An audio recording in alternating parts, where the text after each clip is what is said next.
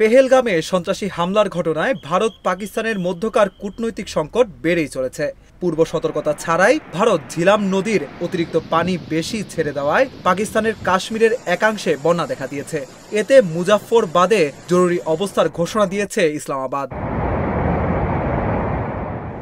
এক বিবৃতিতে মুজাফফরবাদের প্রশাসনের মুখপাত্র বলেছেন, ঝিলাম নদীতে ভারত স্বাভাবিকের চেয়ে বেশি পানি ছাড়ায় মাঝারি বন্যার সৃষ্টি হয়েছে।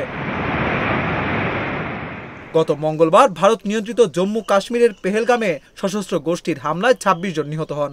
পাকিস্তান এ হামলায় জড়িত এমন অভিযোগ তুলে বুধবার দেশটির সঙ্গে ১৯৬০ সালের সিন্ধু নদ পানি চুক্তি স্থগিত করে ভারত। যদিও এ মুহূর্তে সিন্ধু নদের পানি প্রবাহ আটকানোর মতো অবকাঠামো ভারতের নেই, তবে পানির প্রবাহ বন্ধ করার ব্যবস্থা নেওয়া হচ্ছে বলে জানিয়েছে ভারত সরকার।